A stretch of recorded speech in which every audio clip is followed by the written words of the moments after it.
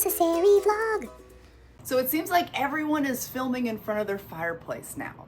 I know Veronica's done it, and Liz over at Naturally Liz, she's done it on her channel. And I was getting fireplace FOMO. I needed to do a video in front of the fireplace, so here we are. I actually have, so this is on the floor, so I have to sit on the floor, or because I was trying to find like the perfect camera angle, it just wasn't working out because this is so far down and I was so far up, it just wasn't. So I was like, I'm just gonna have to sit on the floor for this video so that you all could see the fireplace. And then I do have a fireplace downstairs that I was gonna use, but I thought, no, because it's a wood burning fireplace and like we've actually never used it, to be quite honest. So it just kind of, it's just like, it's pretty, but we don't like do anything to it. And I thought I wanted the fire actually like going, especially because today is like a cooler, you know how this weather is. It's like one day it's like you're outside in a bikini getting a tan, and the next day you're like in sweatpants and a sweatshirt, like freezing to death. Like that's the type of weather that I'm in at the moment. And so today it's like a colder, rainier day. So I wanted the actual fireplace that worked because the heat is coming out from this, and it's so nice. So for today's video, we're gonna be going over week 2 of my perfume diaries, perfume journal that I've been doing. It's been very interesting.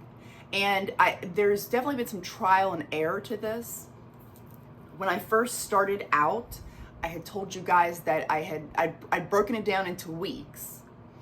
And then from that, I had broken it down even further into like morning, afternoon, evening, and bedtime. I decided not to do that because it was becoming, I don't know, it was just too much. I wanted to simplify it a little bit. So now what I'm doing is just breaking it down into the weeks category. So every 7 days, that's when I'll stop and evaluate everything I wore for the week, and then move on to week 2 instead of doing like the morning, evening, because it really didn't matter like when I wore it. The fact was that I wore it. So I got rid of that to try to simplify things. So now we are on to week 2. And yeah, is this week 2? Yes. Okay. So let's flip over to the list of perfumes that I wore, and then I'll break everything down into more detail about it.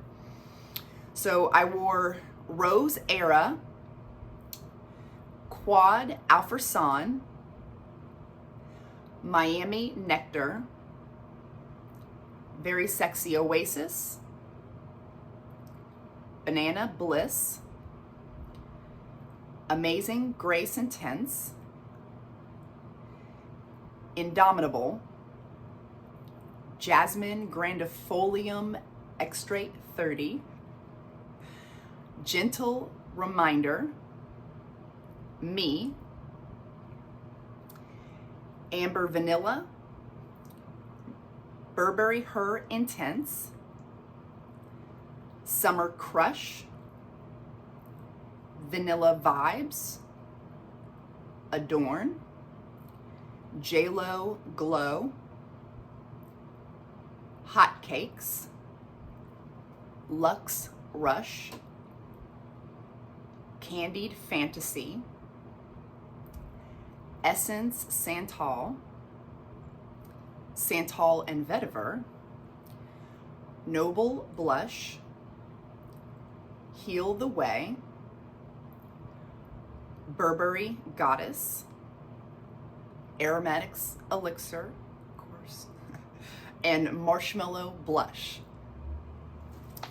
So those are all the perfumes down on a list.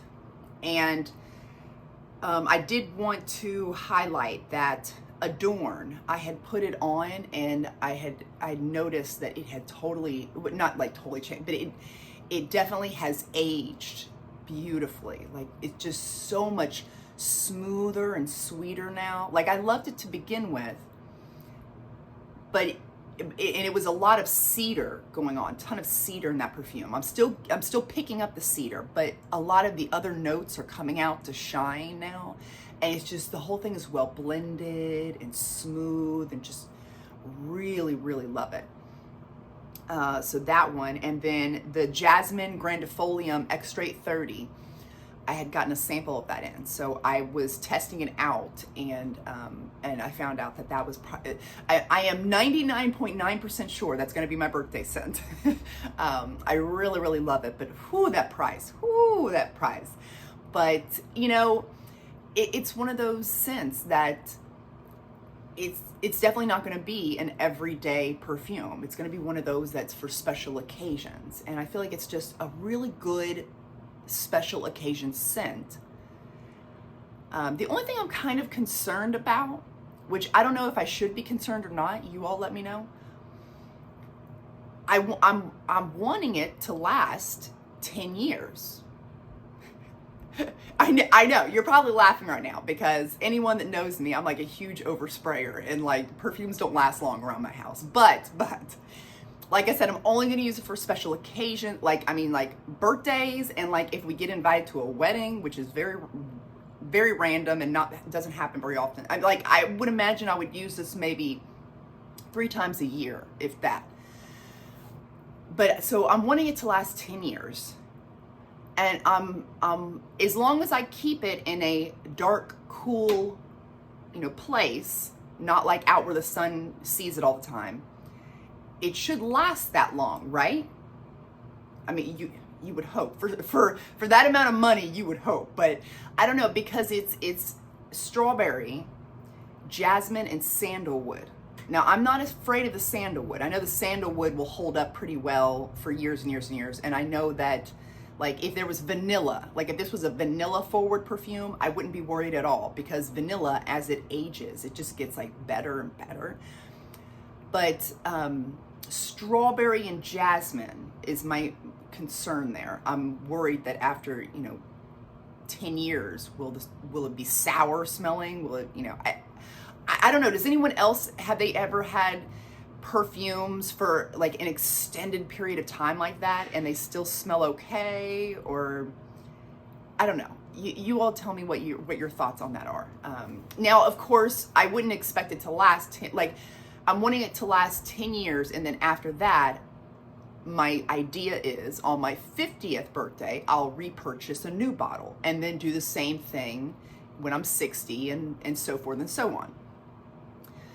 So that's why I'm kind of wanting to last the 10 years, this is my special birthday scent for my 40s, and then out of my 40s into my 50s, then I'll get something new. So if it doesn't last past the 10-year mark, that's fine, but I just need to make it till then. So you all tell me what about expired perfumes and stuff like that, and what your thoughts of that are. And then another one I wanted to highlight really quickly was the Heal the Way. I tried a sample of that out a while back, and I liked it, but it just wasn't, I love it on other people, but I only liked it on myself. It wasn't a love. And so I tried that out before, and then I wanted to try it out again because I was making a video about Gentle Reminder, which I had just gotten in, which is the second collaboration that Sniff did. So I wanted to refamiliarize myself with Heal the Way and maybe see if anything changed. Like if, maybe it was a love now. And it just still wasn't. And it really like broke my heart, because I really wanted to love Heal the Way, because so many of my friends on here love that perfume. And rightfully so. But I'm just not smelling what other people are smelling. It's just not working for my skin chemistry. So I still have the sample. I'm wondering if it is the sample. I'm wondering if I got a bad sample. I would like to go into an actual store and test out an actual bottle and spray it out on me and see if things smell different then.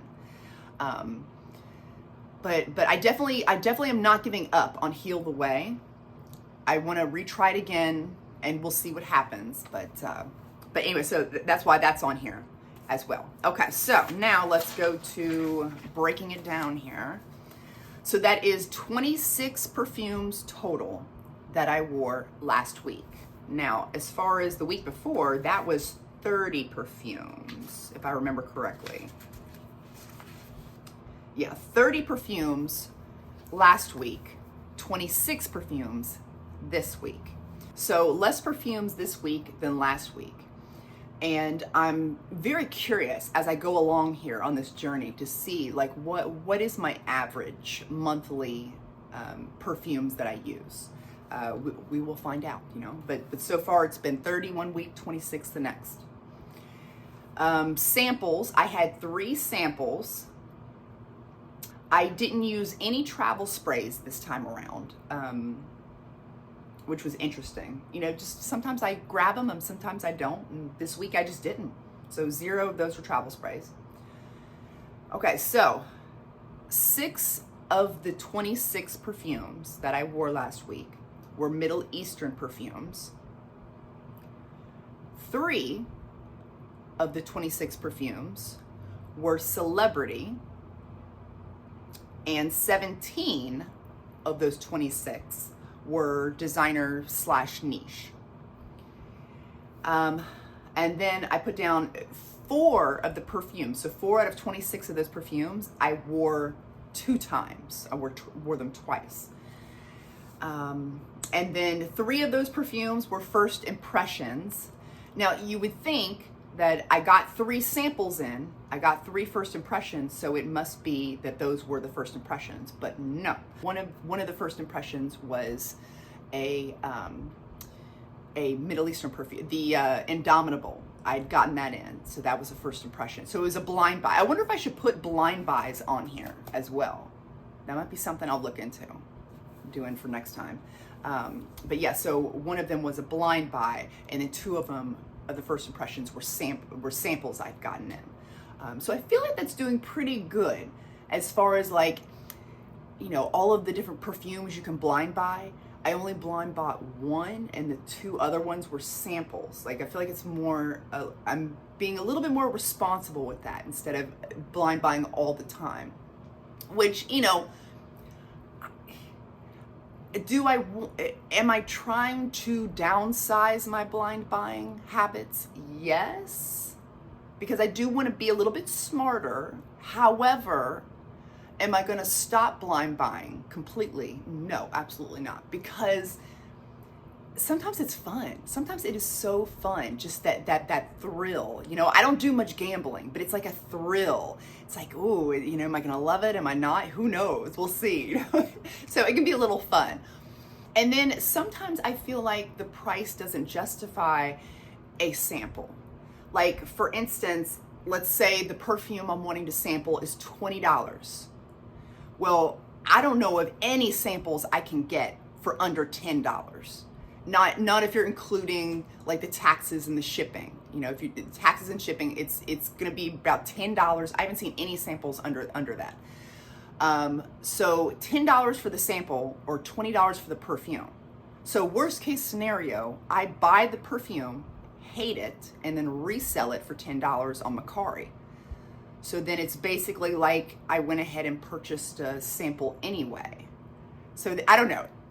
It's girl math. I don't know. I feel like that works out. You all let me know. Are there any, like, I don't know of any samples that are under $10. Like you might see them for like $5 or something, but if you add the shipping and the taxes and stuff, it always comes out to be right around the $10 range. And that's for like the cheapest. And then of course, samples can go up, like the oh my goodness, the one from Guerlain that I got, the Jasmine one, that was over the $30 for a 2 ml sample. So samples can get really expensive. Anyway, you all let me know your thoughts on that. What do you think about that? Okay, so next up, let's see, first impressions, okay.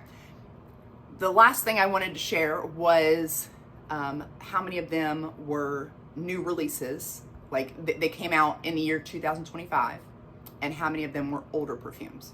So out of the 26 perfumes that I wore last week, 4 of them were 2025, this year, releases.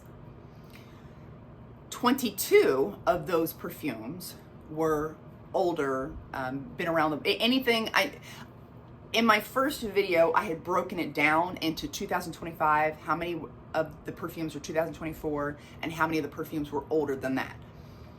again, that was a bit too much. I wanted to simplify it a little bit more. So I'm just doing, you know, either they came out this year or they're older, you know, and that can be anything from 2024 to, you know, 1970 or whatever, you know, and everything in between.